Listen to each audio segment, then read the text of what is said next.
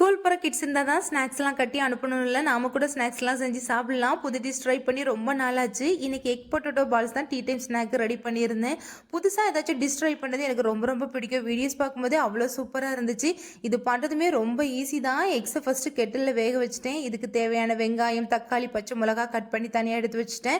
ஒரு பேனில் ஆயில் ஊற்றி வெங்காயம், இஞ்சி பூண்டு, தக்காளி, பச்சை மிளகாய் எல்லாம் வதக்கிட்டு மிளகாப்பொடி, உப்பு, கரம் மசாலா ஆட் பண்ணி வேக வச்சு ஸ்மாஷ் பண்ண பொட்டேட்டோவை சேர்த்து ஃபைனலாக கொத்தமல்லி இலை தூவி இறக்கிட்டோன்னா பொட்டேட்டோ மசாலா சூப்பராக ரெடி ஆகிரும்.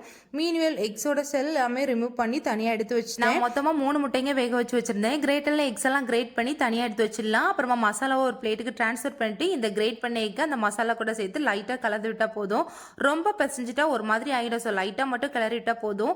எக்கை ஆட் பண்ணுறதுக்கு முன்னாடி மசாலாவில் உப்பு இருக்கா, காரம் இருக்கான்னு சொல்லி செக் பண்ணிக்கலாம். மீடியம் சைஸ் உருண்டைகளாக உருட்டிட்டு எக்கில் டிப் பண்ணி பிரெட் க்ரம்ஸில் கோட் பண்ணி எல்லாத்தையுமே எடுத்து வச்சிடலாம். இனிஷியலாக ஸ்லோ ஃப்ளேமில் தான் ஃப்ரை பண்ணி பால்ஸ் வந்து பிளாஸ்ட் ஆகிடுச்சு. ஃபஸ்ட்டு பேட்சில் 2 மட்டும் தான் சரியாக வந்துச்சு. செகண்ட் டைம் ஹை ஃப்ளேமில் விட்டு ஃப்ரை பண்ணி எடுத்து பால்ஸ் எதுவுமே கிராக் ஆகலை, சூப்பராக வந்துடுச்சு. டொமேட்டோ சாஸில் டிப் பண்ணி சாப்பிடும்போது வேறு லெவலில் அல்டிமேட்டாக இருந்துச்சு.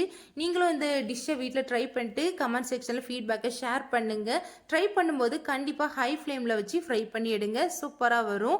லய பாப்பா கூட 2 பால் வந்து சாப்பிட்டுட்டா. நீங்களும் கண்டிப்பாக இதை ட்ரை பண்ணுங்கள். அவ்வளோதான். இனி நெக்ஸ்ட் வீடியோஸில் பார்க்கலாம். பாய்.